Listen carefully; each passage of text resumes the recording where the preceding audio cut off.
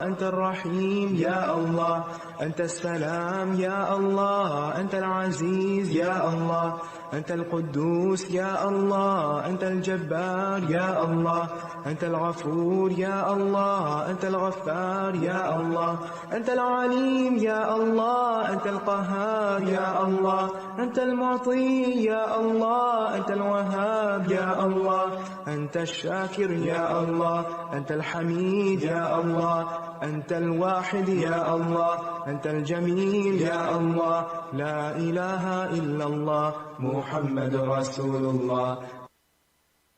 نحمده ونصلي على رسوله الكريم، أما بعد، فأعوذ بالله من الشيطان الرجيم، بسم الله الرحمن الرحيم، رب اشرح لي صدري ويسر لي أمري واحلل عقدة من لساني يفقهوا قولي. آج ہم انشاءاللہ اللہ سبحانہ وتعالیٰ کے نام العظیم پر بات کریں گے. العظیم بہت بڑا، بڑی عظمت والا، بہت بڑی شان والا، بہت ہی عظیم رب. حقیقت یہ ہے کہ عظمت اور بڑائی ساری کی ساری اللہ سبحانہ وتعالیٰ کے لیے ہے اور اسی کو زیبا ہے. اس کے برعکس جب بندہ بڑے بننے کی کوشش کرتا ہے تو یہ اس کے حق میں ایک عیب بن جاتا ہے. تکبر اور غرور کرنا اور اپنے آپ کو بڑا سمجھنا در حقیقت اپنے اوپر ظلم کرنا ہے. اس لیے انسان کو ہمیشہ اس سے بچنا چاہیے، اور اس سے بچنے کی صورت اسی وقت ہو سکتی ہے جب انسان اپنے رب کو بڑا سمجھتا ہے. اس لیے اس نام کا جاننا تکبر سے بچنے کے لیے بہت ہی ضروری ہے، کیونکہ جب انسان کو حقیقی عظمت کا علم ہو جائے گا کہ وہ کس کے لائق ہے، کس کے شان کو زیبا ہے، تو پھر وہ اپنی حقیقت کو بھی جان لے گا اور یوں تکبر سے بچ جائے گا. پھر اسی طرح یہ ہے کہ جب انسان اللہ سبحانہ تعالیٰ کی عظمت کو جانتا ہے تو پھر اس کے آگے جھکنے میں، اس کی عبادت کرنے کا بھی لطف کچھ اور ہی ہو جاتا ہے. اور جب تک اس کی عظمت کو پہچانتا نہیں، اس کی عبادت بھی بے روح ہوتی ہے. حقیقت یہ ہے کہ ساری عظمت کا مالک اللہ ہی ہے. وہ اپنی ذات میں بھی بڑا ہے، اپنی صفات میں بھی بڑا ہے، اپنے افعال، اپنے کاموں میں بھی بڑا ہے. اس کا عرش بھی بڑا ہے، اس کی کرسی بھی بڑی ہے، اس سے متعلق ہر چیز بڑی ہے، اور حقیقت میں وہ عظیم الشان قدر والا ہے. جہاں تک اس کی ذات کا تعلق ہے تو قرآن مجید میں اللہ سبحانہ وتعالی نے اپنے عرش اور کرسی کا ذکر کیا ہے، اور اس میں سورۃ النمل میں اللہ تعالیٰ فرماتے ہیں، اللہ لا الہ الا هو رب العرش العظیم. اللہ وہ ہے جس کے سوا کوئی معبود نہیں، جو عرش عظیم کا رب ہے. اللہ سبحانہ وتعالیٰ اپنی ذات میں بھی عظیم ہے، اپنی صفات میں بھی عظیم ہے، اپنے افعال میں بھی عظیم ہے. اس کی عظمت کو پہچان کر ہی حقیقت میں ہم اس کے آگے جھکنے کا لطف پا سکتے ہیں. وہ کتنا بڑا ہے، اس کی کیفیت ہم بیان ہی نہیں کر سکتے، کیونکہ ہماری نگاہیں اس کا ادراک ہی نہیں کر سکتی. ہمارے تصور اور خیال سے وہ کہیں بڑا ہے، ہمارا تصور بھی اس کا احاطہ نہیں کر سکتا. اللہ سبحانہ وتعالیٰ کا عرش ہی بہت بڑا ہے. ایک حدیث میں آتا ہے کہ ساتوں آسمان اور زمین اس کی کرسی کے مقابلے میں ایسے ہی ہیں جیسے ایک وسیع و عریض میدان میں ایک چھوٹی سی مندری رکھی ہوئی ہو، ایک چھوٹی سی رنگ. اور پھر اس کے عرش کے مقابلے میں اس کی کرسی ایسے ہی جیسے ایک وسیع میدان میں ایک چھوٹی سی رنگ. اور پھر وہ عرش پر مستوی ہے. الرحمن علی العرش استوى، رحمان عرش پر ہے. اسے عرش کی محتاجی نہیں، ضرورت نہیں، اور اس نے یہ بھی نہیں ہمیں بتایا کہ وہ عرش پر کس طرح مستوی ہے. بس اتنا پتہ چلتا ہے کہ وہ عرش پر بلند ہوا. وہ رب جو بہت ہی بڑا اور بہت ہی عظیم ہے، اور ساری مخلوق اس کے آگے جھکی ہوئی ہے، اور ہمیں بھی اس کے آگے جھک جانا چاہیے، اور کسی اور کو اس کے برابر اور اس کا شریک نہیں ٹھہرانا چاہیے. پھر اسی طرح ہم دیکھتے ہیں کہ آیت الکرسی میں اللہ سبحانہ وتعالیٰ کی عظمت کا بیان آتا ہے. اللہ لا الہ الا هو الحی القیوم لا تأخذه سنة ولا نوم له ما في السماوات وما في الأرض من ذا الذي يشفع عنده إلا بإذنه يعلم ما بين أيديهم وما خلفهم ولا يحيطون بشيء من علمه إلا بما شاء وسع كرسيه السماوات والأرض ولا يؤوده حفظهما وهو العلی العظیم. اللہ وہ ہے کہ اس کے سوا کوئی معبود نہیں ہے، زندہ ہے، ہر چیز کو قائم رکھنے والا ہے، نہ اسے کچھ اونگ پکڑتی ہے اور نہ کوئی نیند. اسی کا ہے جو کچھ آسمانوں میں ہے اور جو کچھ زمین میں ہے. کون ہے وہ جو اس کے پاس اس کی اجازت کے بغیر سفارش کر سکے؟ وہ جانتا ہے جو کچھ ان کے سامنے ہے اور جو کچھ ان کے پیچھے ہے، اور وہ اس کے علم میں سے کسی چیز کا احاطہ نہیں کر سکتے مگر جتنا وہ خود چاہے. اس کی کرسی آسمانوں اور زمین کو سمائے ہوئے ہے اور اسے ان دونوں کی حفاظت نہیں تھکاتی، اور وہی سب سے بلند، سب سے بڑا ہے. حقیقت یہ ہے کہ جس کی کرسی اور جس کا عرش اتنا بڑا ہے وہ خود کتنا بڑا ہوگا، کتنا عظیم.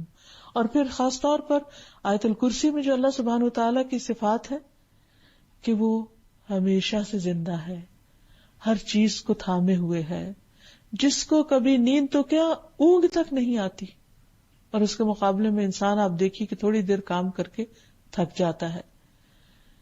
ہر چیز جو اس کائنات میں ہے وہ اس کی ملکیت میں ہے، کوئی اور اس میں سے کسی چیز کا مالک نہیں. پھر اس کا اختیار اور اس کا زور ایسا ہے کہ کوئی اس کے سامنے پر نہیں مار سکتا، اس کی اجازت کے بغیر سفارش یا شفاعت نہیں کر سکتا.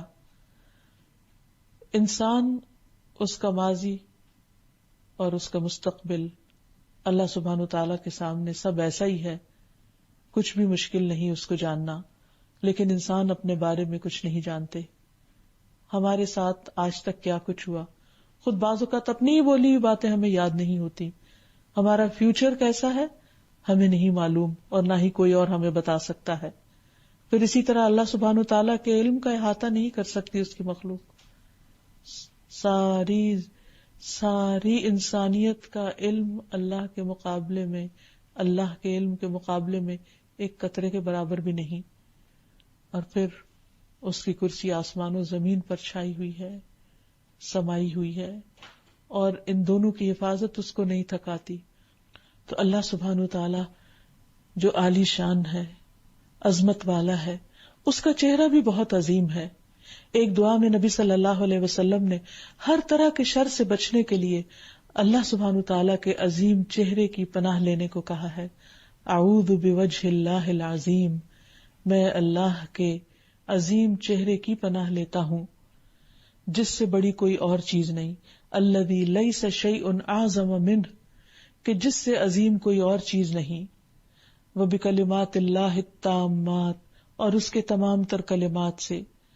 لا یجاوزہن بر ولا فاجر. وباسماء اللہ الحسنى كلها ما علمت منها وما لم اعلم من شر ما خلق وذرأ وبرأ. اور اس کا معنی کیا ہے کہ میں اس کے مکمل کلمات کے ساتھ پناہ چاہتا ہوں جن سے کوئی نیک اور بد آگے نہیں بڑھ سکتا. یعنی اس کے کلمات بھی بہت عظیم ہیں کہ ان کلمات کے آگے کسی اور کا کلام ہے ہی نہیں. اور اس اللہ کے تمام اسماء حسنہ کے ساتھ پناہ چاہتا ہوں جن کو میں جانتا ہوں اور جن کو میں نہیں جانتا، کیونکہ اللہ سبحانہ وتعالیٰ نے اپنے سب نام تو بتائے بھی نہیں.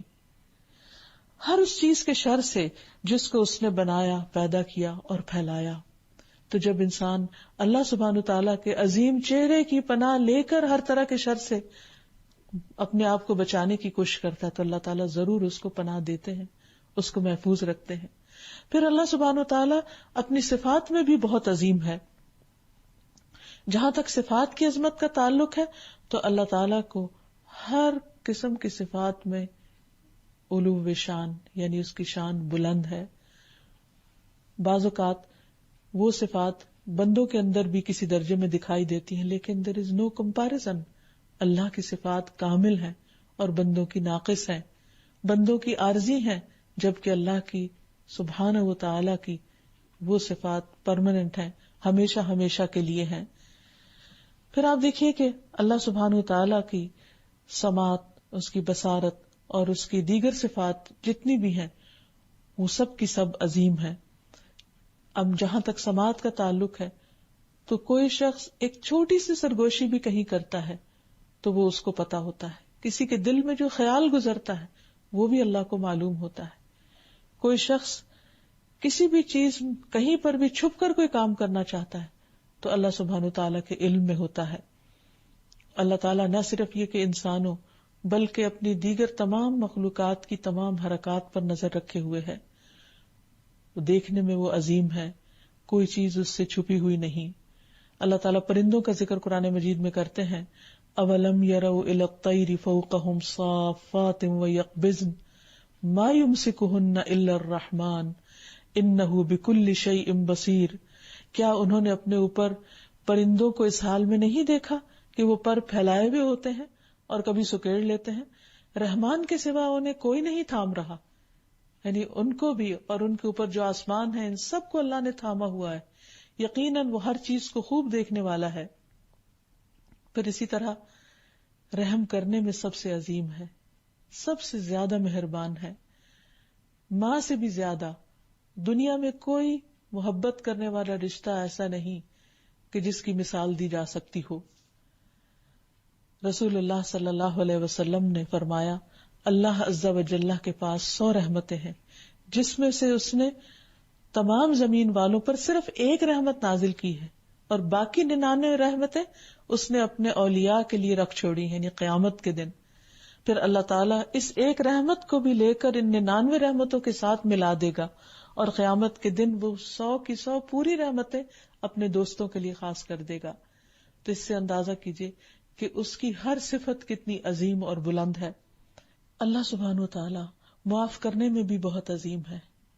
بندوں سے بڑے گناہ ہو جائیں اللہ تعالیٰ ان کو معاف کر دیتا ہے۔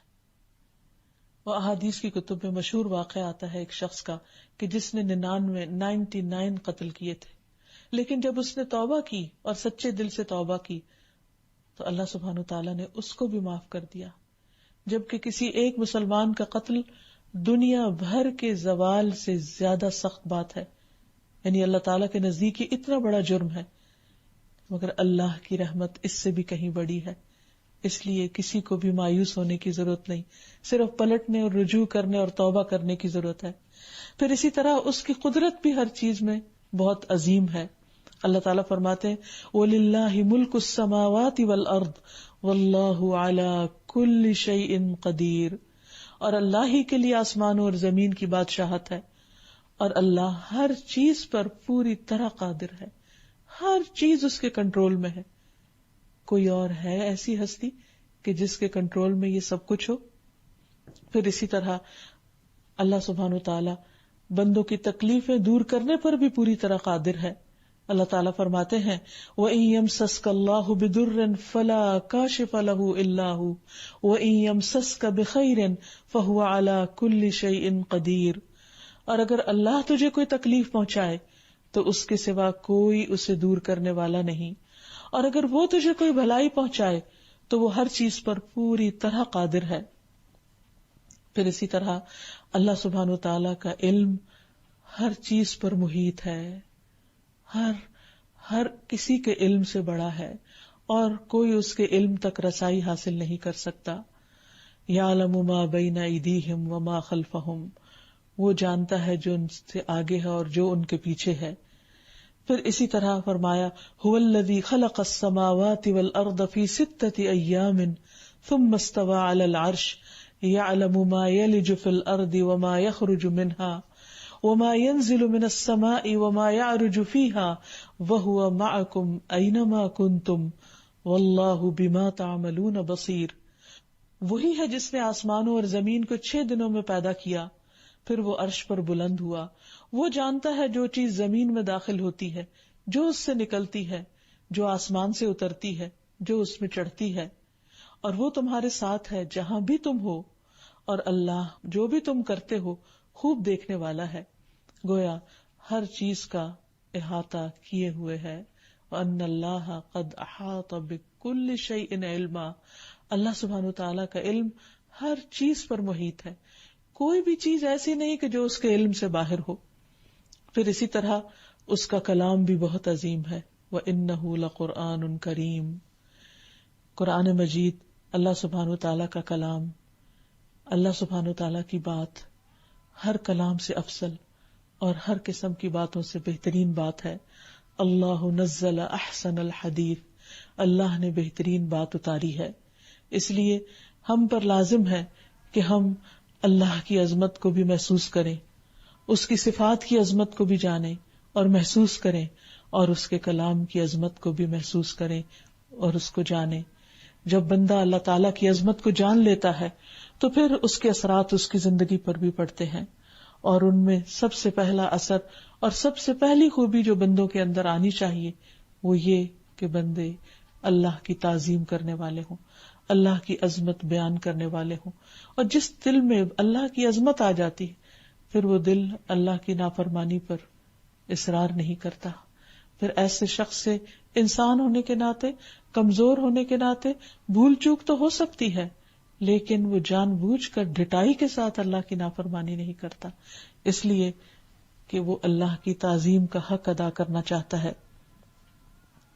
اور جب وہ اللہ کی تعظیم کرتا ہے تو پھر کبھی بھی اس کے ساتھ شرک نہیں کرتا، کیونکہ اسے معلوم ہے کہ اس پوری کائنات کے اندر کوئی بھی چیز ایسی نہیں کہ جو اللہ کے برابر ہو، نہ اپنی ذات میں نہ صفات میں.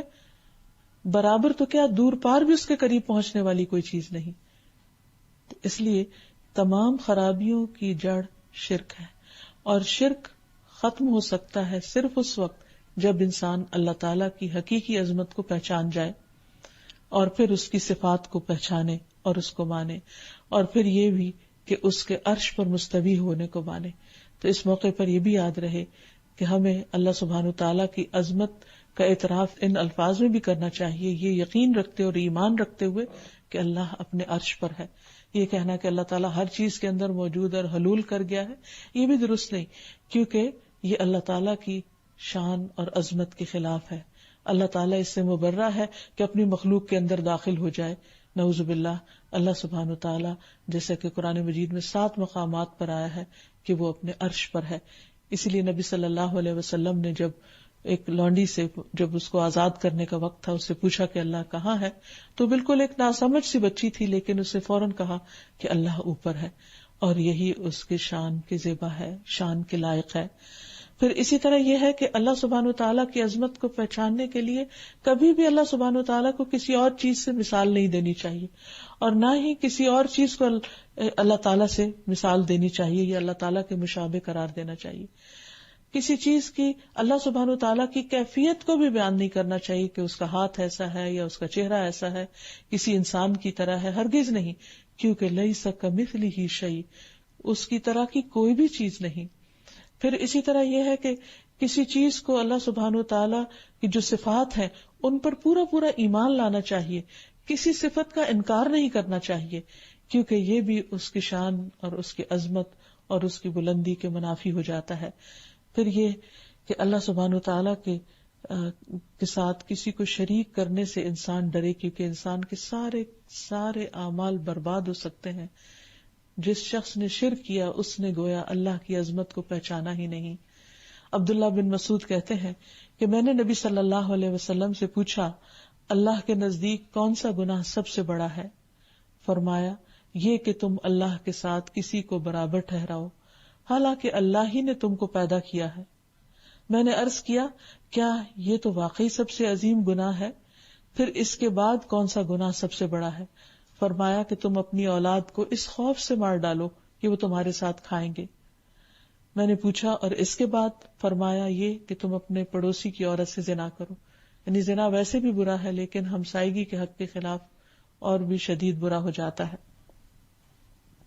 پھر کسی کو اللہ کا بیٹا قرار دینا، یہ بھی اللہ سبحانہ وتعالیٰ کی عظمت کے خلاف ہے، کیونکہ اللہ تعالیٰ نے بعض سے الفاظ میں قرآن مجید میں بتا دیا کہ لم یلد ولم یولد، کہ نہ اس کا کوئی بیٹا ہے اور نہ وہ کسی کا بیٹا ہے، وہ اپنی شان میں یکتا اور منفرد ہے.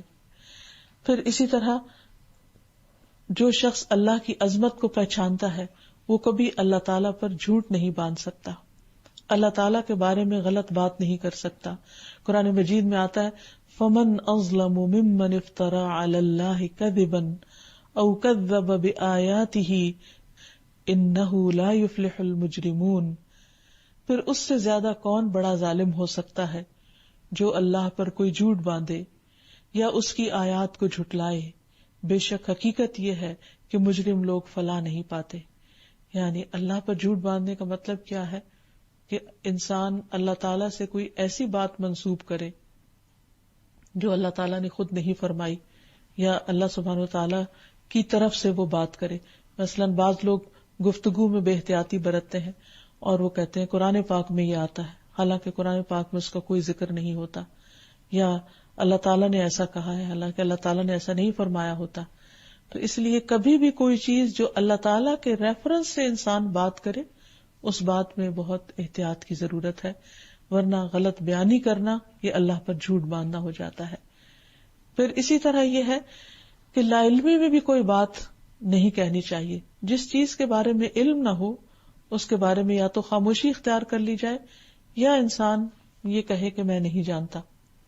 کہا جاتا ہے کہ امام مالک کے پاس مغرب کے علاقے سے دور دراز سے ایک شخص آپ کی تعریف سن کر آیا اور سب کچھ چھوڑ کر اور ایک سینکڑوں میل کا اس نے سفر کیا، لیکن جب آپ کی مجلس میں بیٹھا اور اس نے آپ سے سوال کیا تو امام مالک نے کہا کہ لا ادری، میں تو نہیں جانتا۔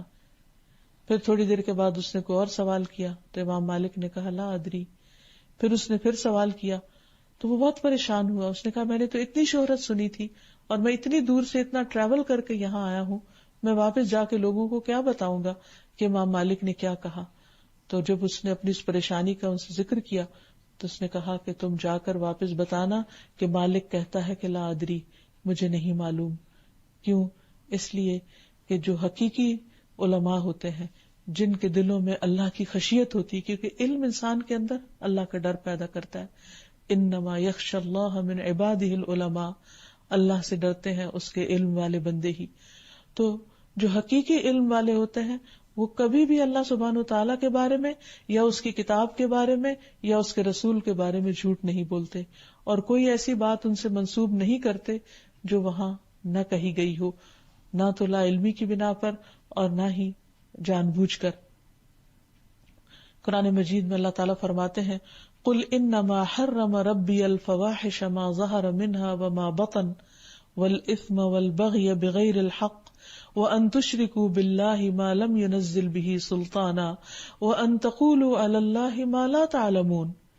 آپ ان سے کہیے کہ میرے پروردگار نے جو چیزیں حرام کی ہیں وہ یہ ہیں، بے حیائی کے کام خواہ ظاہر ہوں یا چھپ کے ہوں، گناہ کے کام اور ناحق زیادتی، اور یہ کہ تم اللہ کا شریک بناؤ جس کے لیے اللہ نے کوئی سند نہیں اتاری، اور یہ کہ تم اللہ کے ذمے ایسی باتیں لگا دو جس کا تمہیں علم نہیں۔ یہ شرک سے بھی بڑا گناہ ہے کہ انسان اللہ تعالیٰ کے بارے میں یا اللہ تعالیٰ کے حوالے سے کوئی بات ایسی کہے، چاہے لا علمی میں ہی کہے، جو اللہ تعالیٰ نے نہیں فرمائی۔ پھر اسی طرح یہ ہے کہ اللہ تعالیٰ کی ناراضگی کا کلمہ کوئی منہ سے نہ نکالے، اور یہ بھی انسان کے تقویٰ کی علامت ہوتی ہے کہ وہ بات کو سوچ سمجھ کر کرتا ہے۔ پھر اسی طرح اللہ تعالیٰ کی عظمت کا احساس جس کے اندر ہوتا ہے وہ اللہ کے نام پر اگر اس سے سوال کیا جائے تو وہ اس کو رد نہیں کرتا، کیونکہ وہاں اللہ کا نام لے لیا گیا۔ رسول اللہ صلی اللہ علیہ وسلم نے فرمایا کیا میں تمہیں اس شخص کے بارے میں بتاؤں جو مرتبے کے لحاظ سے بہت برا ہے، سب سے برا ہے؟ ہم نے کہا جی ہاں اے اللہ کے رسول صلی اللہ علیہ وسلم۔ آپ نے فرمایا یہ وہ ہے جس سے اللہ جو عظمتوں والا ہے اس کے نام پر سوال کیا جائے لیکن پھر بھی وہ اس کے ساتھ نہ دے، یعنی اللہ کا نام لیا جائے اور پھر وہ اس سوال کو جھٹلا دے، رد کر دے۔ پھر یہ ہے کہ اللہ سبحانہ وتعالیٰ کی عظمت کا احساس اس شخص کو ہو سکتا ہے جو اللہ تعالیٰ کی باتیں ماننے میں جلدی کرتا ہے اور فوراً اطاعت کی طرف دوڑتا ہے۔ جب اس کو پتہ چلتا ہے کہ کس بات سے اللہ تعالیٰ راضی ہوتا ہے تو وہ خوشی خوشی اور ایک دوسرے سے آگے بڑھ کر سبقت کرتے ہوئے دوڑتے ہوئے اللہ تعالیٰ کی رضامندی کی طرف بڑھ جاتا ہے، پھر اپنے فرائض میں جلدی کرتا ہے، پھر اسی طرح اللہ تعالیٰ کی رضامندی کے کاموں کی تلاش میں رہتا ہے، اور اس کے لیے بڑی بڑی قربانیاں کر دیتا ہے. جیسے قرآن مجید میں آتا ہے وَمِنَ النَّاسِ مَن يَشْرِي نَفْسَهُ ابْتِغَاءَ مَرْضَاتِ اللَّهِ، لوگوں میں سے بعض ایسے بھی ہیں جو اللہ کی رضا حاصل کرنے کے لیے اپنا آپ بھی بیچ ڈالتے ہیں، یعنی اپنی باقی بلانگنگز کو قربان کرنا یا پسند و ناپسند کو قربان کرنا تو اپنی جگہ، لیکن وہ اپنی جان دینے سے بھی گریز نہیں کرتے، کیونکہ ان کے نزدیک اللہ سبحانہ و تعالی اتنا عظیم ہے کہ جس کی خاطر سب کچھ دیا جا سکتا ہے.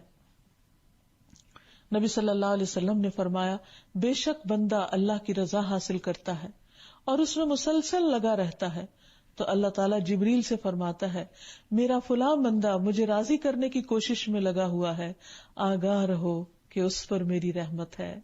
یعنی اگر کوئی شخص اس چیز کی کوشش بھی کرتا ہے کہ اس کا رب اس سے راضی ہو جائے تو رب جبریل کو گواہ بنا کے کہتا ہے کہ میں اس سے راضی ہو گیا، میری اس پر رحمت لازم ہو گئی.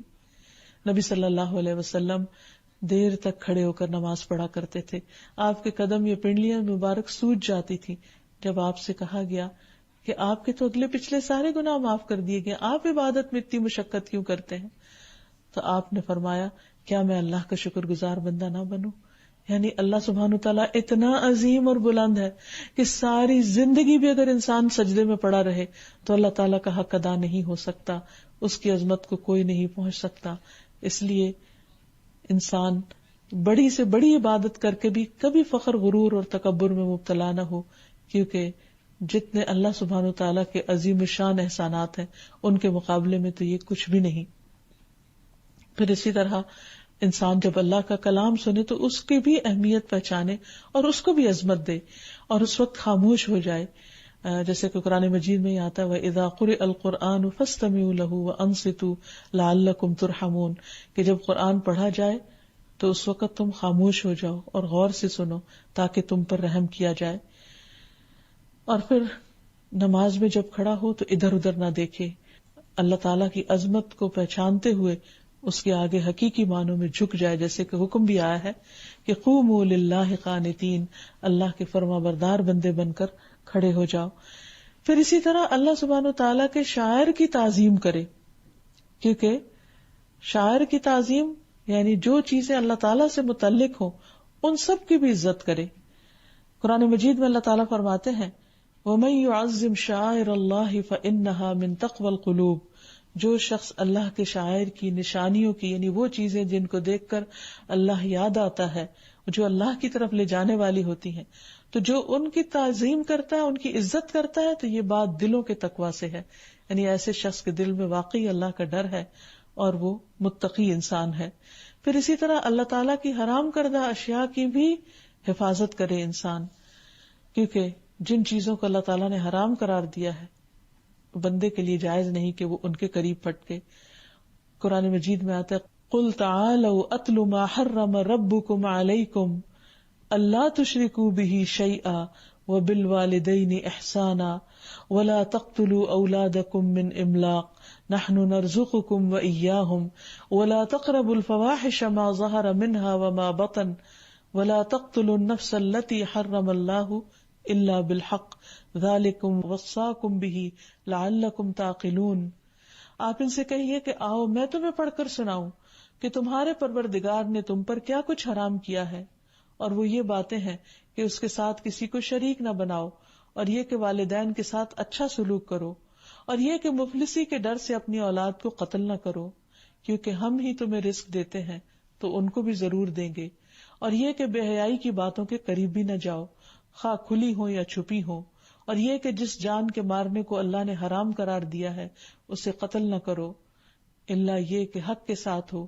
یہ وہ باتیں ہیں جن کا اللہ نے تمہیں تاکیداً حکم دیا ہے، شاید کہ تم عقل سے کام لو. اور ابو ہریرہ رضی اللہ عنہ کہتے ہیں کہ نبی صلی اللہ علیہ وسلم نے فرمایا کہ اللہ تعالیٰ غیرت کرتا ہے، اور اللہ کی غیرت یہ ہے کہ کوئی مومن حرام فعل کرے. یعنی یہ اللہ کی عظمت کے خلاف ہے یہ بات کہ انسان اللہ تعالیٰ کی منع کردہ چیزوں کے پاس جائے. پھر اسی طرح کوئی بھی کام ہو تو اللہ تعالیٰ کی ناراضگی کے کاموں سے انسان کو بچنا چاہیے. رسول اللہ صلی اللہ علیہ وسلم نے فرمایا جس نے لوگوں کو ناراض کر کے اللہ کو راضی کر لیا اللہ تعالیٰ اسے لوگوں کے مقابلے میں کافی ہو جاتے ہیں، اور جس نے لوگوں کو راضی کرنے کے لیے اللہ کو ناراض کیا اللہ تعالیٰ اسے لوگوں کے سپرد کر دیتے ہیں، لوگوں کے حوالے کر دیتے ہیں، کیونکہ جو شخص اللہ کی عظمت کو نہیں پہچانتا پھر ایسے شخص کے لیے بھی عزت کا کوئی حق نہیں۔ اللہ سبحانہ وتعالیٰ کی یہ صفت العظیم اس بات کا بھی ہم سے تقاضا کرتی ہے کہ ہم اللہ تعالیٰ کی حدود کو، اس کی باؤنڈریز کو پہچانیں اور پھر ان کا احترام کریں، ان سے آگے نہ بڑھیں۔ اللہ تعالیٰ فرماتے ہیں تلک حدود اللہ فلا تعتدوها، یہ اللہ کی حدود ہیں، ان سے آگے نہ بڑھو، یعنی جن چیزوں کو اللہ نے حرام قرار دیا ہے ان تک نہ پہنچا جائے، ان کو کراس نہ کیا جائے، ان حرمتوں کو پامال نہ کیا جائے۔ اور پھر اسی طرح یہ کہ اس کی عظمت کا تقاضا یہ ہے کہ اس کا حکم ماننے میں دیر نہ کی جائے اور ٹال مٹول سے کام نہ لیا جائے۔ جس انسان کا اللہ تعالیٰ پر جتنا زیادہ ایمان ہوگا، اللہ تعالیٰ کی عظمت کو جتنا زیادہ وہ محسوس کرے گا، اتنا ہی جلد وہ اللہ کی اطاعت کی طرف بڑھے گا۔ اس کے برعکس منافقین دنیا میں بھی اللہ سبحانہ تعالیٰ کے احکامات میں ٹال مٹول کرتے رہتے ہیں اور سستی سے کام لیتے ہیں۔ جہاں نماز کا تعلق ہے تو قرآن مجید میں آتا ہے کہ وَإِذَا قَامُوا إِلَى الصَّلَاةِ قَامُوا كُسَالَىٰ، کہ یہ منافقین جب نماز کی طرف آتے ہیں تو بہت سستی کے مارے آتے ہیں اور پھر اس میں اللہ کو کچھ بھی یاد نہیں کرتے، بہت تھوڑا یاد کرتے ہیں۔ حدیث میں بھی آتا ہے کہ منافق جو ہے وہ دھوپ کے پیلا پڑنے کا انتظار کرتا رہتا ہے، یہاں تک کہ جب سورج غروب ہونے کے قریب ہوتا ہے تو وہ اٹھ کر چند زمین پہ ٹکرے مار لیتا ہے، جیسے مرغا دانا چننے کے لیے زمین پہ ٹھونگے مارتا ہے۔ اسی طرح جب صدقہ خیرات کرنے کی باری آتی ہے تو بھی وہ پیچھے رہتا ہے اور اس کو اپنے لیے ایک جرمانہ سمجھتا ہے، جبکہ مومن اس کے برعکس تیزی سے آگے بڑھتا ہے اور فوراً اللہ کی عظمت کو سامنے رکھتے ہوئے اللہ تعالیٰ کی اطاعت میں، اللہ کی فرما برداری میں، اللہ کی محبت میں ہر کام کرتا ہے۔ کیونکہ ایسے لوگ جب اللہ کی خاطر کسی کو کھلاتے ہیں یا کوئی بھی ان کی خدمت کرتے ہیں تو وہ صاف کہتے ہیں کہ انما نطعمکم لوجہ اللہ لا نرید منکم جزاء ولا شکورا، کہ ہم تمہیں اللہ کی خاطر کھلا رہے ہیں، ہم تم سے کوئی جزا، بدلہ اور شکریہ تک نہیں چاہتے۔ اس کے برعکس منافقین کے لیے کوئی بھی نیک عمل بہت بھاری ہوا کرتا ہے۔ نماز کے بارے میں آتا ہے کہ وہ بہت بھاری ہے، لیکن جو لوگ اللہ سے ڈرتے ہیں ان کے لیے کچھ بھی بھاری نہیں ہے۔ اسی لیے ہم دیکھتے ہیں کہ قیامت کے دن انسانوں کے اعمال اور ان کے طریقوں کے مطابق ان کا انجام بھی مختلف ہوگا۔ مثلا سورۃ الحدید میں آتا ہے یوم یقول المنافقون والمنافقات للذین آمنوا انظرونا نقتبس من نورکم قیل ارجعوا وراءکم فالتمسوا نورا فضرب بینہم بسور لہ باب باطنہ فیہ الرحمۃ وظاہرہ من قبلہ العذاب ینادونہم الم نکن معکم قالوا بلی ولکنکم فتنتم انفسکم وتربصتم وارتبتم وغرتکم الامانی حتی جاء امر اللہ وغرکم باللہ الغرور۔ اس دن منافق مرد اور منافق عورتیں ایمانداروں سے کہیں گے ہماری طرف دیکھو تاکہ ہم بھی تمہارے نور سے کچھ روشنی حاصل کر سکیں۔ انہیں کہا جائے گا پیچھے چلے جاؤ اور نور تلاش کرو، پھر ان کے درمیان ایک دیوار کھڑی کر دی جائے گی جس میں ایک دروازہ ہوگا، اس دروازے کے اندر تو رحمت ہوگی اور باہر عذاب ہوگا۔ منافق مومنوں کو پکار کر کہیں گے کیا ہم دنیا میں تمہارے ساتھ نہ تھے؟ مومن کہیں گے کیوں نہیں، لیکن تم نے تو خود اپنے آپ کو فتنے میں ڈالا اور موقع کے انتظار میں رہے اور شک میں پڑے رہے اور جھوٹی آرزویں تمہیں دھوکے میں ڈالے رہیں تاکہ اللہ کا حکم آ گیا، اور اس وقت بڑا دھوکے باز شیطان اللہ کے بارے میں تمہیں دھوکہ ہی دیتا رہا کیونکہ تم نے اللہ کی عظمت کو نہیں پہچانا۔ تو جو شخص اللہ تعالیٰ کی عظمت کو پہچانتا ہو وہ کبھی بھی اللہ سبحانہ وتعالیٰ کے احکامات میں ٹال مٹول سے کام نہیں لیتا، کیونکہ اس کو معلوم ہے کہ یہ کسی بڑے کی طرف سے حکم آیا۔ دنیا میں بھی آپ دیکھیں کہ عام معاملات میں کیا ہوتا ہے، جب کوئی بات کسی بڑے کی طرف سے آتی ہے اور جس کے بارے میں ہمارے دل میں جتنی عظمت ہوتی ہے ہم اس کو جتنا بڑا مانتے ہیں اس کا حکم ماننے میں اتنی ہی جلدی کرتے ہیں اور اس سے ٹال مٹول نہیں کرتے، کیونکہ ہمیں معلوم ہوتا ہے کہ اس کے پھر کانسیکوینسز کیا ہوں گے۔ تو اہل ایمان اللہ سبحانہ تعالیٰ کی بات سن کر اس سے روگردانی نہیں کرتے۔ اللہ سبحانہ وتعالیٰ کا یہ نام بہت ہی عظیم نام ہے، عظیم صفت ہے. اس سے اللہ تعالیٰ کو پکارنا چاہیے، دعا کرنی چاہیے، خاص طور پر جب انسان اپنے آپ کو تنہا محسوس کرے، بے بس محسوس کرے. قرآن مجید میں نبی صلی اللہ علیہ وسلم کو سکھایا گیا کہ آپ پڑھیے حسبی اللہ لا الہ الا هو علیہ توکلت وہو رب العرش العظیم. مجھے اللہ کافی ہے، اس کے سوا کوئی معبود نہیں، میں نے اسی پر بھروسہ کیا اور وہ عرش عظیم کا رب ہے. پھر اسی طرح رکوع میں انسان اللہ سبحانہ وتعالیٰ کی تسبیح کرے، سبحان ربی العظیم، سبحان ربی العظیم، سبحان ربی العظیم، کہ میرا رب جو پاک ہے بہت ہی عظمت والا ہے، یعنی جھک کر اللہ کی عظمت بیان کرے. پھر اسی طرح سبحان اللہ و بحمدہ سبحان اللہ العظیم کی تسبیح صبح شام پڑھے، اور پھر اپنی زبان کے علاوہ اپنے اعضاء سے بھی اللہ کی عظمت کے سامنے جھک جائے، اپنے نمازوں میں خشوع و خضوع پیدا کرے اور اللہ سبحانہ وتعالیٰ کی پناہ لے ہر مشکل کے وقت. اور جب کوئی گناہ ہو جائے، غلطی ہو جائے، تو اس بات کا احساس کرتے کہ اللہ تو بہت عظیم ہے اور میں نے تیری جناب میں گستاخی کر دی، میں نے تیری بات نہیں مانی، میں نے تجھے ناراض کر دیا، تو مجھ سے ناراض نہ ہونا اور تو مجھ سے راضی ہو جا. اور پھر یہ دعا مانگے، لا الہ الا اللہ وحدہ لا شریک لہ لہ الملک ولہ الحمد وہو علی کل شیء قدیر لا حول ولا قوۃ الا باللہ العلی العظیم سبحان اللہ والحمد للہ ولا الہ الا اللہ واللہ اکبر. کہ اللہ سب سے بڑا ہے. تو جو شخص یہ دعا پڑھے گا اللہ سبحانہ وتعالیٰ اس کے گناہوں کو معاف کر دیں گے.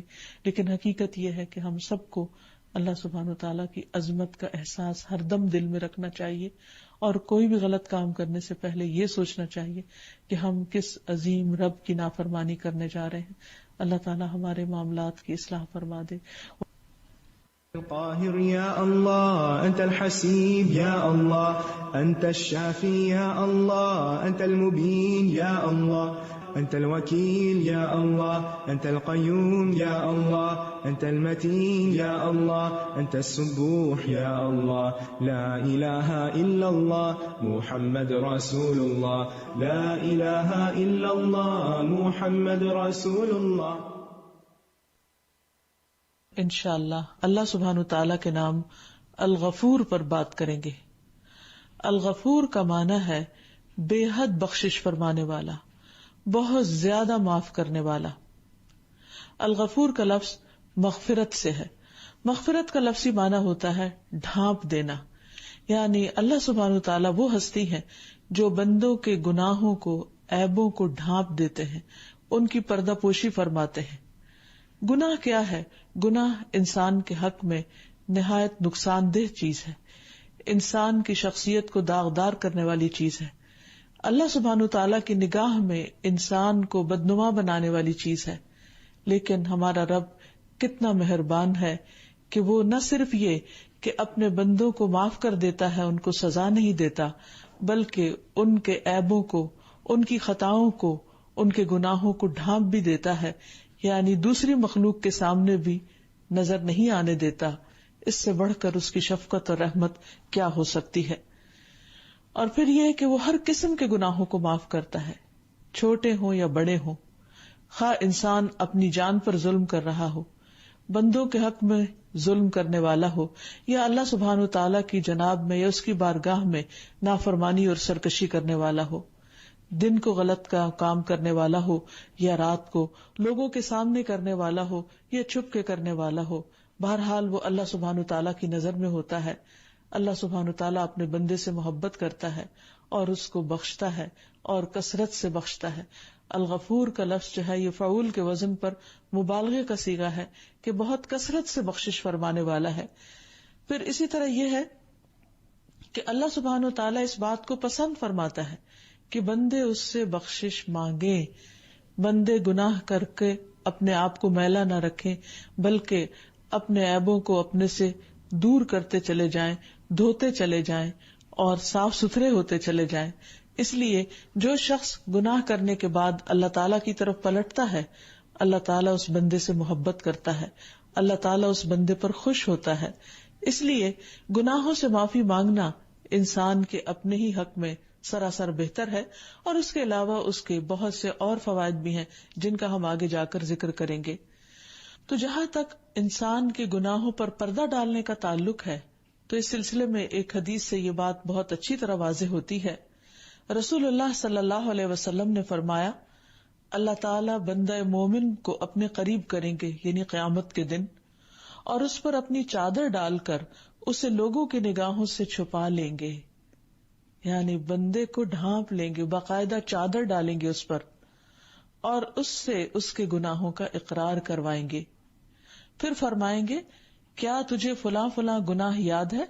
تو وہ کہے گا جی ہاں، یہاں تک کہ جب وہ اپنے سارے گناہوں کا اقرار کر چکے گا اور اپنے دل میں یہ سوچ لے گا کہ اب تو وہ ہلاک ہو گیا، تو اللہ تعالیٰ اس سے فرمائیں گے، میں نے دنیا میں تیری پردہ پوشی کی تھی اور میں آج بھی تیری بخشش کرتا ہوں۔ پھر اسے اس کا نامہ اعمال دے دیا جائے گا۔ باقی رہے کفار اور منافقین، تو گواہ کہیں گے کہ یہی وہ لوگ ہیں جو اپنے رب کی تکذیب کیا کرتے تھے، یعنی اپنے رب کو جھٹلاتے تھے۔ آگاہ رہو، ظالموں پر اللہ کی لعنت۔ ظالم کون ہیں؟ جنہوں نے اپنی جانوں پر ظلم کیا، اللہ سبحانہ تعالیٰ کے حق میں کمی کی، اور گناہوں سمیت، کفر اور منافقت سمیت دنیا سے چلے گئے، جبکہ ان کے پاس بخشش کے بے شمار مواقع تھے۔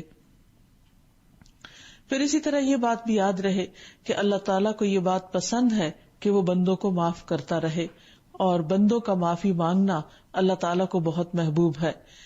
اللہ تعالیٰ نے چونکہ انسان کو آزادی دی ہے اچھا یا برا کرنے کی، اما شاکرم و اما کفورا، خواہ وہ شکر گزار بنے یا ناشکرا بنے، تو انسان اپنی اس آزادی سے بعض اوقات ناجائز فائدہ اٹھاتا ہے اور شکر گزار بننے کی بجائے اللہ تعالیٰ کی نعمتوں کی ناقدری کرتا ہے۔ لیکن جب بھی بندے کو احساس ہو جائے اور وہ واپس پلٹے تو توبہ کا دروازہ کھلا ہے۔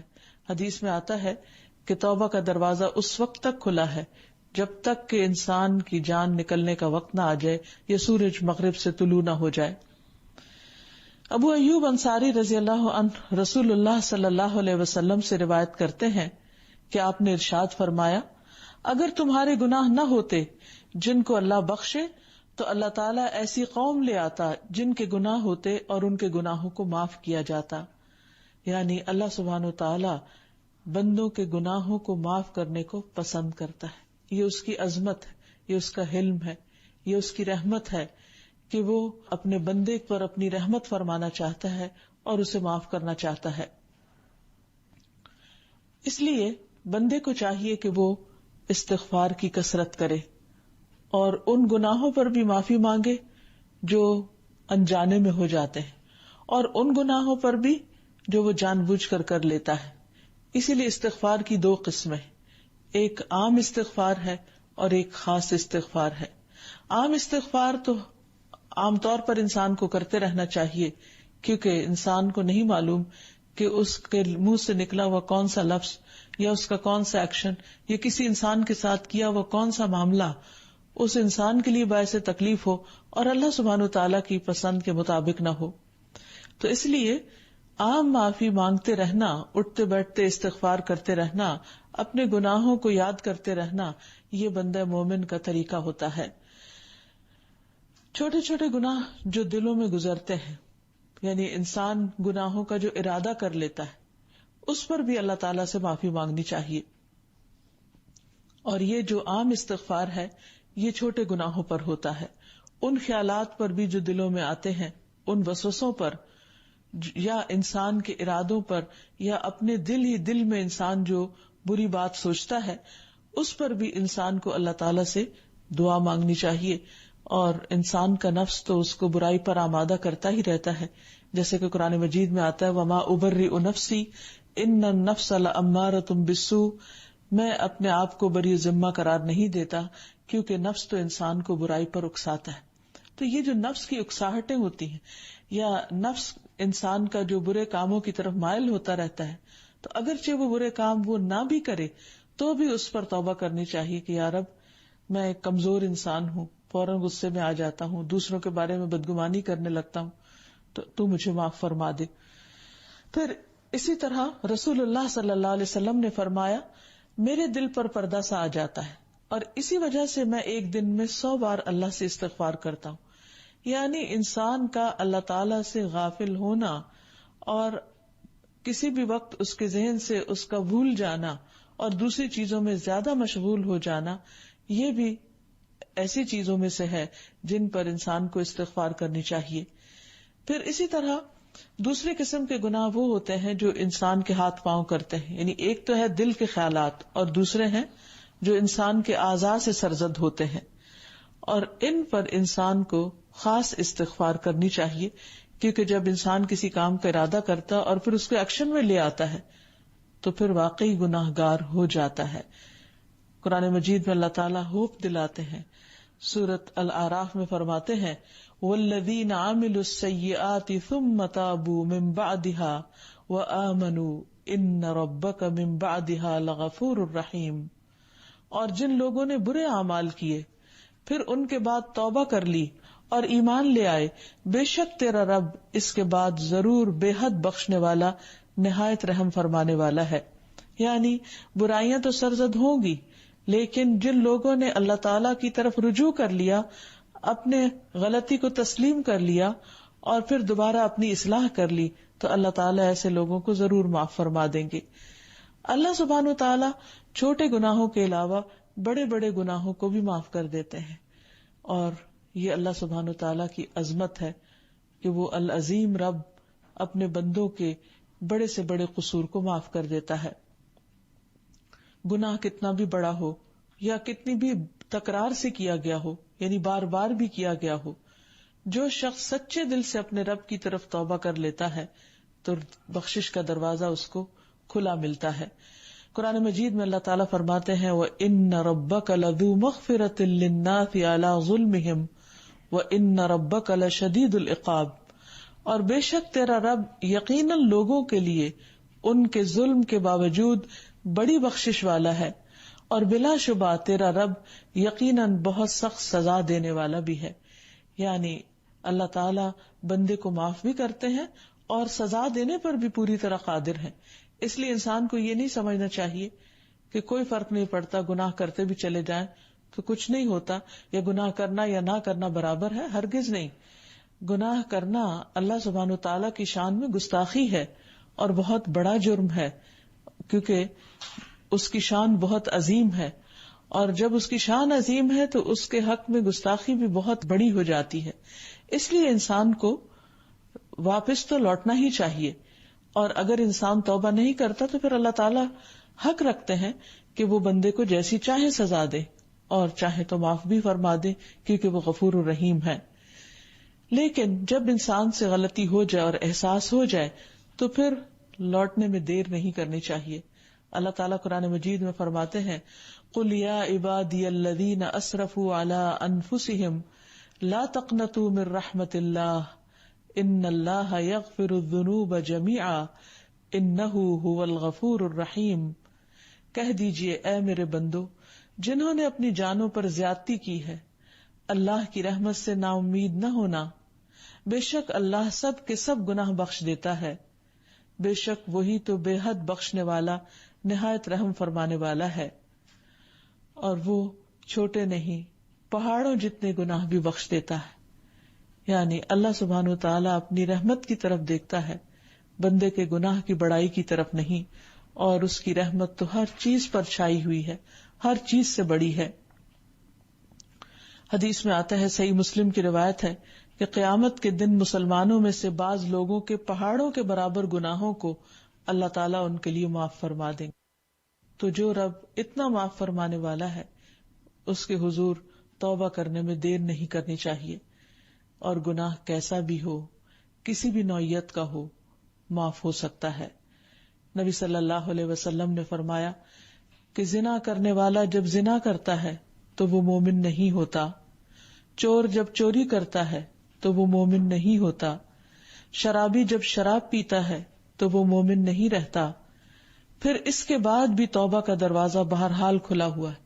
یعنی ان کبیرہ گناہوں کے ارتکاب کے بعد بھی اگر کوئی شخص شرمندہ ہوتا ہے اور گناہ چھوڑ دیتا ہے اور اپنے گناہ کو دھو لینا چاہتا ہے اور وہ اللہ تعالیٰ کی طرف رجوع کرتا ہے تو اللہ تعالیٰ ان بڑے گناہوں پر بھی اس کو معاف فرما دیتا ہے. حتیٰ کہ شرک جیسا گناہ وہ بھی معاف ہو سکتا ہے. یعنی ایک شخص اگر انجانے میں یا ناسمجھی میں شرک کرتا رہا ہے، پھر اس کو احساس ہو جاتا ہے تو اللہ تعالیٰ معاف کر دیتا ہے.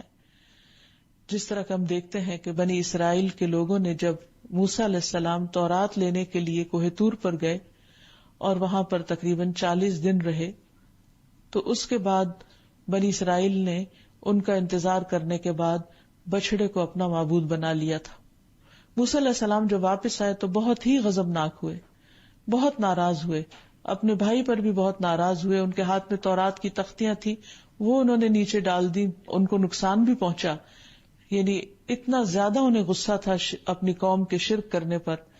لیکن اللہ سبحانہ وتعالیٰ نے اس پر بھی اس قوم کو معاف کر دیا.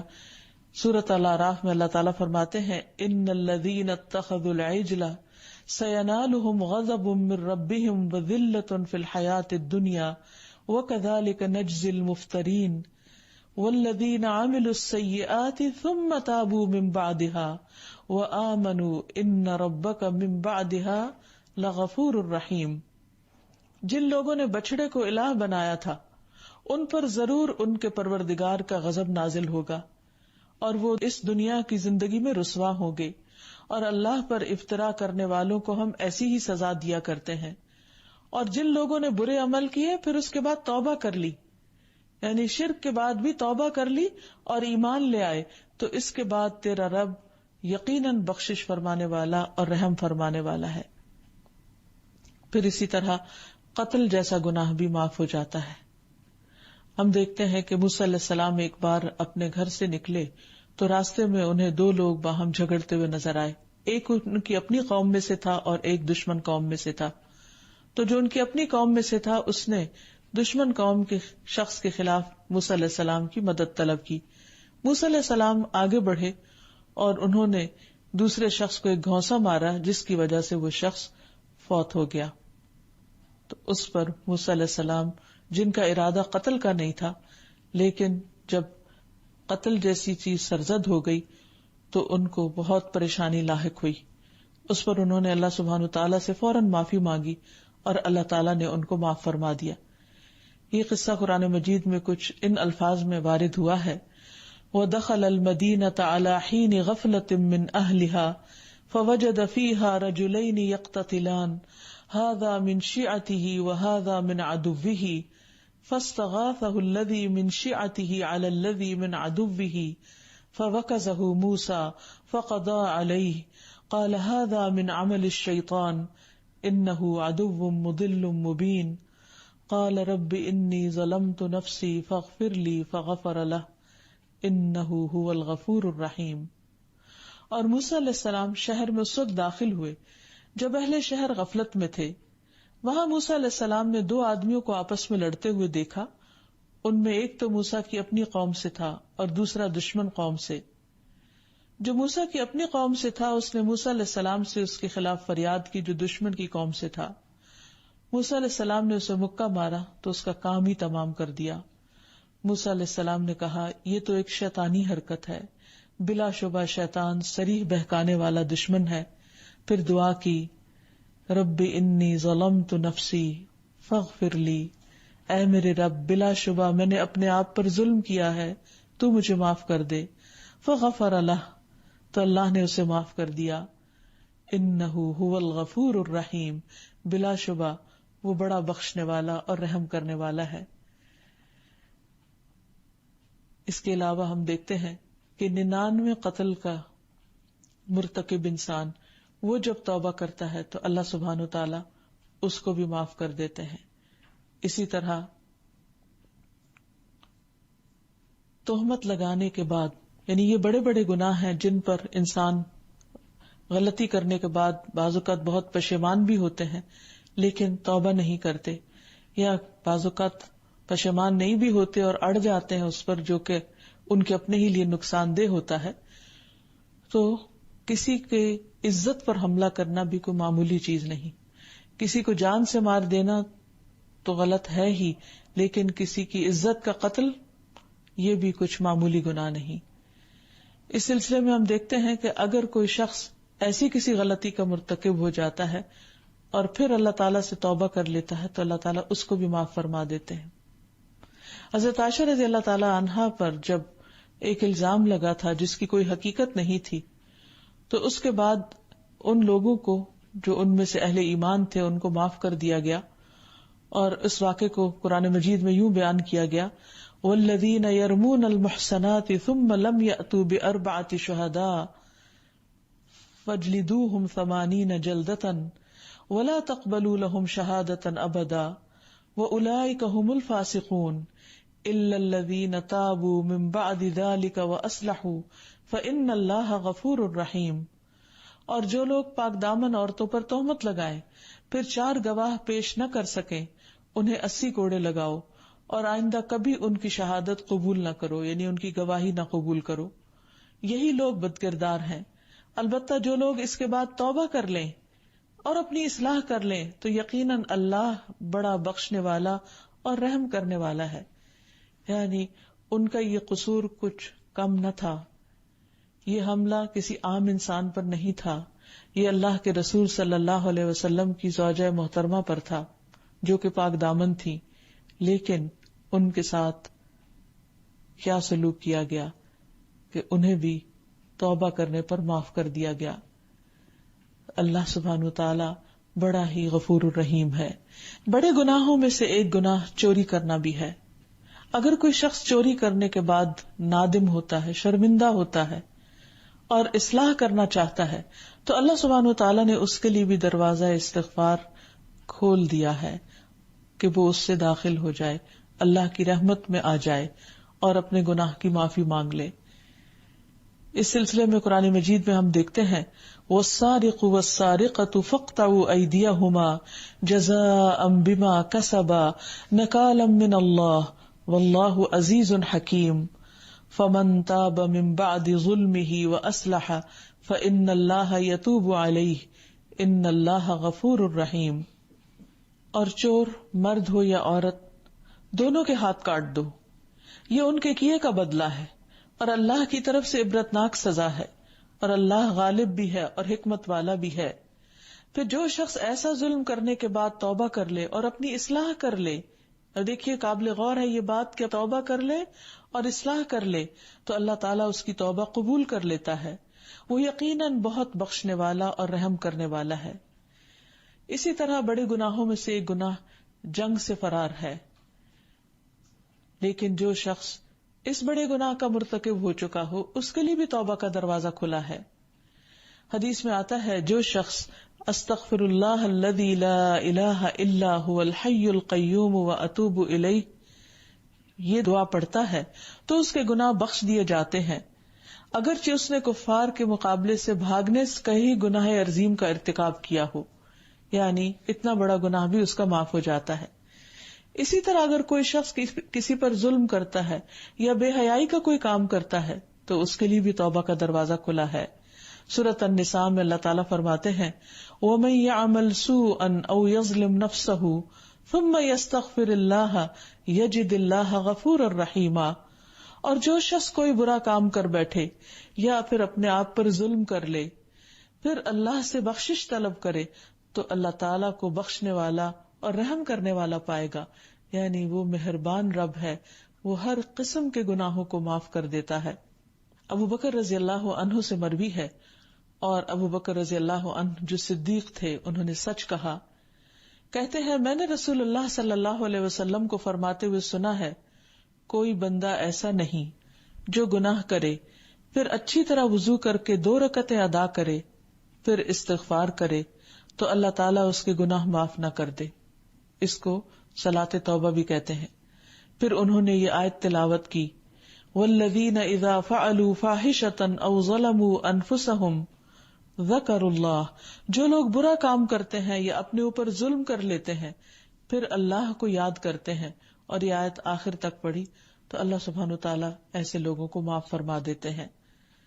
بڑے گناہوں میں سے ایسے گناہ جن پر حد واجب ہو گئی ہو ان پر بھی اگر کوئی شخص اللہ سبحانہ وتعالی سے رو کر معافی مانگ لیتا ہے اور پھر ان گناہوں کو چھوڑ کر نیک اعمال شروع کر دیتا ہے تو اللہ تعالیٰ اس کے حق میں بھی بہت غفور الرحیم ہے،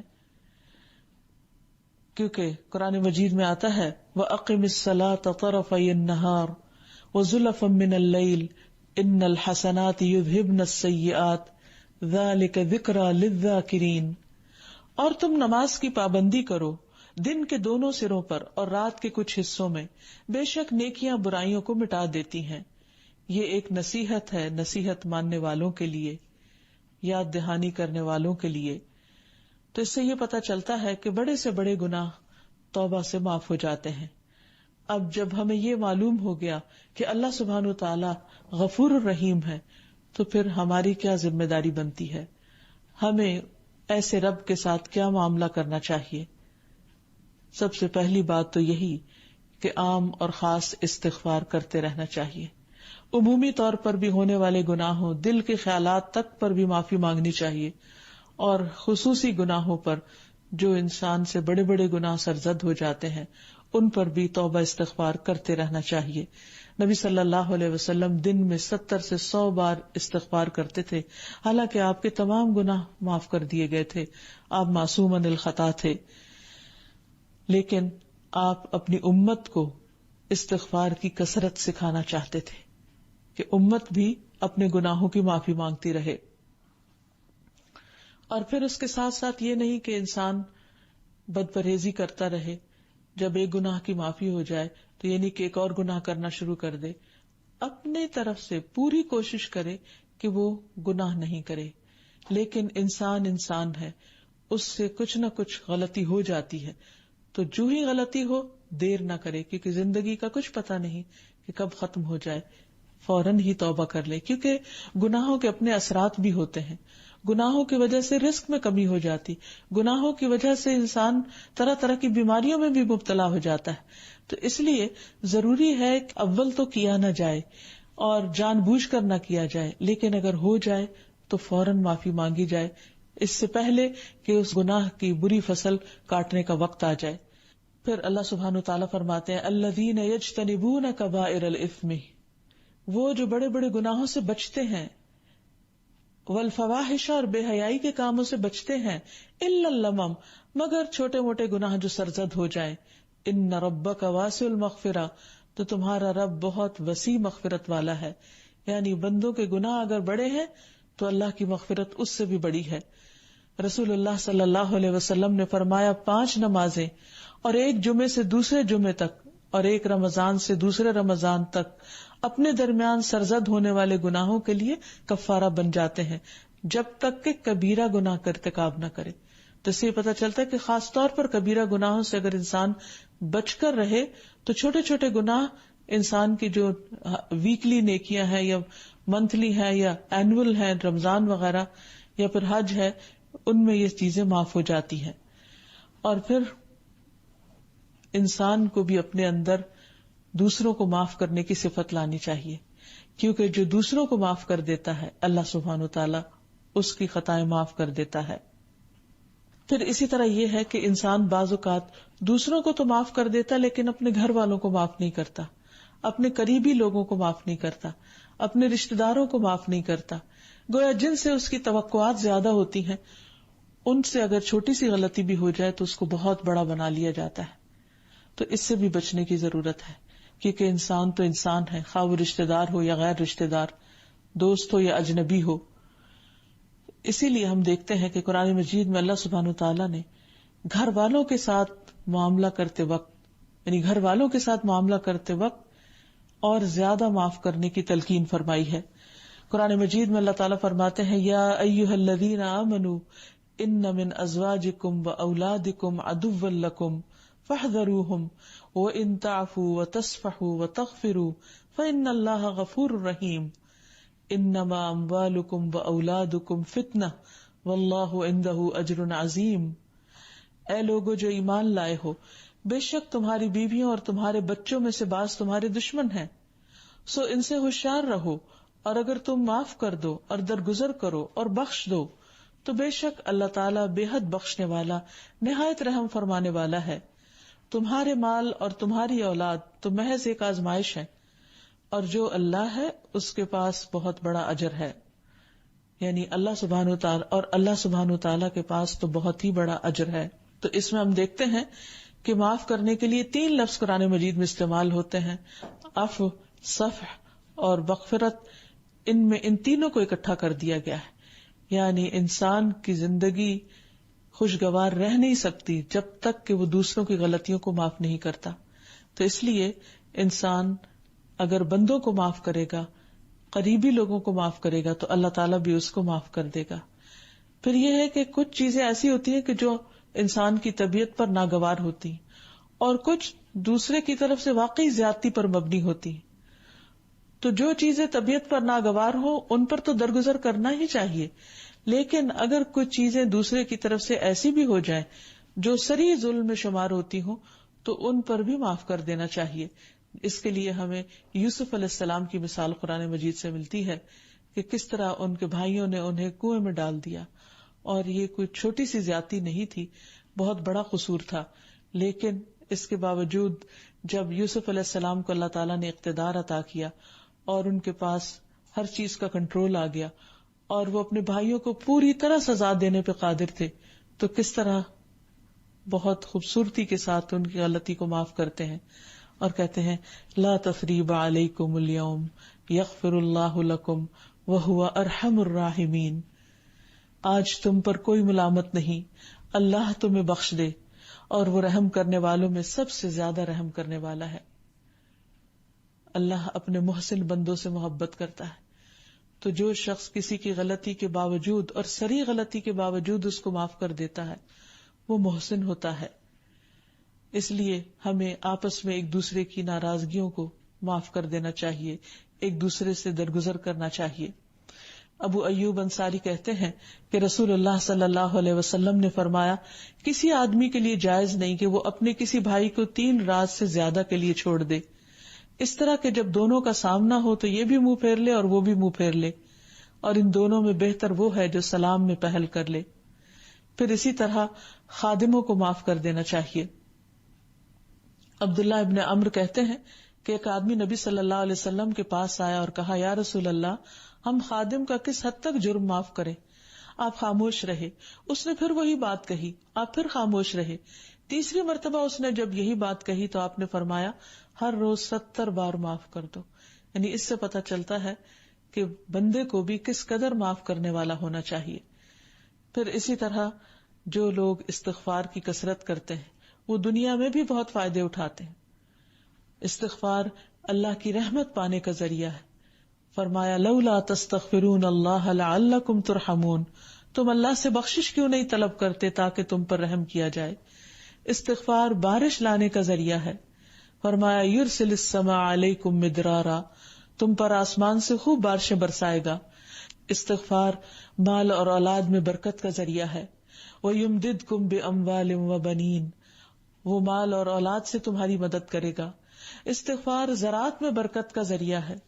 فرمایا، وَيَجْعَلْ لَكُمْ جَنَّاتٍ وَيَجْعَلْ لَكُمْ أَنْهَارًا، وہ تمہارے لیے باغ پیدا کرے گا، نہریں جاری کر دے گا. استغفار مرنے کے بعد بھی فائدہ دیتا ہے. ایک شخص کا درجہ برزخ میں بڑھا دیا جاتا ہے. جب وہ پوچھتا ہے کہ میرا یہ رینک کیوں بڑھایا جا رہا ہے تو اسے بتایا جاتا ہے تمہاری اولاد کی بخشش کی دعا کی وجہ سے، کہ جو تمہارے بعد تمہارے لیے کر رہی تھی. پھر اسی طرح انسان اللہ تعالیٰ کے عذاب سے اور سزا سے بچ جاتا ہے. یعنی دنیا میں بھی دنیا کے مسائل اور غموں سے چھٹکارا ملتا ہے. سورۃ ہود میں آتا ہے، وَأَنِ اسْتَغْفِرُوا رَبَّكُمْ ثُمَّ تُوبُوا إِلَيْهِ يُمَتِّعْكُمْ مَتَاعًا حَسَنًا إِلَىٰ أَجَلٍ مُّسَمًّى وَيُؤْتِ كُلَّ ذِي فَضْلٍ فَضْلَهُ، اور یہ کہ تم لوگ اپنے گناہ اپنے رب سے معاف کرا لو، پھر اس کی طرف متوجہ رہو تو وہ تم کو ایک مقرر وقت تک اچھا سامان زندگی عطا کرے گا اور زیادہ عمل کرنے والے کو زیادہ ثواب دے گا. پھر اسی طرح استغفار قوت میں اضافے کا ذریعہ بھی ہے. اسی طرح استغفار قوت میں اضافے کا ذریعہ بھی ہے. سورۃ ہود میں ارشاد باری تعالیٰ ہے، وَيَا قَوْمِ اسْتَغْفِرُوا رَبَّكُمْ ثُمَّ تُوبُوا إِلَيْهِ يُرْسِلِ السَّمَاءَ عَلَيْكُمْ مِدْرَارًا وَيَزِدْكُمْ قُوَّةً إِلَىٰ قُوَّتِكُمْ وَلَا تَتَوَلَّوْا مُجْرِمِينَ. اور اے قوم، اپنے رب سے معافی مانگو، پھر اسی کے آگے توبہ کرو، وہ تم پر موسلا دھار بارش برسائے گا اور تمہاری موجودہ قوت میں مزید اضافہ کرے گا، پس تم مجرموں کی طرح منہ نہ پھیرو، یعنی اللہ کو ناراض نہ کرو، اللہ کے غضب کو دعوت نہ دو۔ پھر یہ کہ جو شخص استغفار کرتا ہے فرشتے بھی اس کے لیے استغفار کرتے ہیں۔ اللہ سبحانہ وتعالیٰ کے مقرب فرشتے اہل ایمان کے لیے دعائیں کرتے ہیں، الذین یحملون العرش ومن حولہ یسبحون بحمد ربہم ویؤمنون بہ ویستغفرون للذین آمنوا ربنا وسعت کل شیء رحمتا وعلما فاغفر للذین تابوا واتبعوا سبیلک وقہم عذاب الجحیم۔ جو فرشتے عرش اٹھائے ہوئے ہیں اور جو اس کے ارد گرد ہیں، سب اپنے رب کی حمد کے ساتھ اس کی تسبیح کرتے ہیں، اس پر ایمان رکھتے ہیں اور ایمان والوں کے لیے بخشش طلب کرتے ہیں اور کہتے ہیں، اے ہمارے رب، تو نے اپنی رحمت اور علم سے ہر چیز کا احاطہ کر رکھا ہے۔ جن لوگوں نے توبہ کی ہے اور تیری راہ کی پیروی کی ہے تو انہیں بخش دے۔ یعنی جو توبہ کرتے ہیں فرشتے ان کے لیے استغفار کرتے ہیں اور انہیں دوزخ کے عذاب سے بچا لے۔ پھر اسی طرح برائیوں سے چھٹکارے کا ذریعہ، بری عادتوں سے چھٹکارے کا ذریعہ، کاموں میں رکاوٹ کو دور کرنے کا ذریعہ بھی استغفار ہے، اور جنت میں داخلے کا ذریعہ۔ یا ایھا الذین آمنوا توبوا الی اللہ توبۃ نصوحا عسى ربکم ان یکفر عنکم سیئاتکم ویدخلکم جنات تجری من تحتها الانہار۔ اے ایمان والو، اللہ کے حضور خالص توبہ کر لو، کچھ بعید نہیں کہ تمہارا رب تم سے تمہاری برائیاں دور کر دے اور تمہیں ایسی جنتوں میں داخل کرے گا جن کے نیچے نہریں بہ رہی ہیں۔ اور اب آخر میں یہ ہے کہ استغفار انسان کرے کس طرح۔ ایک تو یہ ہے کہ انسان اپنے گناہوں کو یاد کر کے شرمندہ ہو اور ان کو گناہ مانے کہ یہ غلط ہے، پھر اس کے بعد اللہ تعالیٰ سے توبہ کرے کہ اللہ تو مہربان ہے، اللہ تعالیٰ کی تعریف کرے، حمد و ثنا کرے اور اس سے توبہ کرے۔ پھر یہ کہ نماز پڑھ کر، صدقہ خیرات کر کے، حج اور عمرہ کر کے، یعنی اللہ تعالیٰ کو راضی کرنے والے کاموں کے ذریعے اللہ تعالیٰ سے معافی مانگے۔ پھر اسی طرح کچھ دعائیں بھی ہیں کہ جن کو پڑھنے سے انسان کی بخشش ہوتی ہے، مثلاً موسیٰ علیہ السلام کی دعا، رب انی ظلمت نفسی فاغفر لی، اللہ میں نے اپنی جان پر ظلم کیا تو مجھے بخش دے۔ پھر رب اغفر وارحم وانت خیر الراحمین، اے میرے رب بخش دے اور رحم فرما، تو رحم کرنے والوں میں سب سے بہتر ہے۔ پھر ربنا آمنا فاغفر لنا وارحمنا وانت خیر الراحمین، اے ہمارے رب ہم ایمان لے آئے سو ہمیں بخش دے، ہم پر رحم فرما، تو سب رحم کرنے والوں میں سے بہتر ہے۔ پھر اسی طرح نماز میں الغفور نام سے اللہ تعالیٰ کے بخشش کی دعا کرے، اللہم انی ظلمت نفسی ظلما کثیرا مغفرۃ من عندک وارحمنی انک انت الغفور الرحیم، یعنی اللہ تعالیٰ کی اس صفت کو یاد کر کے اللہ تعالیٰ سے بخشش مانگے۔ پھر 2 سجدوں کے درمیان بخشش کی دعا مانگے، رب اغفر لی رب اغفر لی، سلام پھیرنے کے بعد استغفر اللہ وسنا۔ پھر آپ نے فرمایا اللہم اغفر لی وارحمنی وتب علی انک انت التواب الرحیم یا انک تواب غفور۔ پھر الغفور رب کے سامنے سید الاستغفار، جو کہ تمام گناہوں کی معافی کا ذریعہ ہے۔ پھر دنیا اور آخرت کی بھلائی کی دعا، اور اگر لوگوں کے حق میں کوئی قصور ہو گیا ہو تو اس صورت میں لوگوں کی بخشش کی بھی دعا کہ رب اغفر لقومی فانہم لا یعلمون، اللہ میری قوم کو، میرے لوگوں کو، میرے خاندان کو بخش دے، وہ علم نہیں رکھتے۔ اور خصوصی استغفار ان کے لیے جو دنیا سے جا چکے ہوں، جو اپنے لیے خود استغفار اب نہیں کر سکتے۔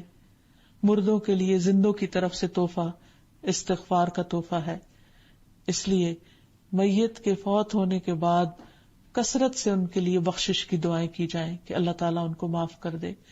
اور ہر نماز کے بعد اپنے لیے، والدین کے لیے ربنا اغفر لی ولوالدی وللمؤمنین یوم یقوم الحساب کی دعا ضرور کی جائے۔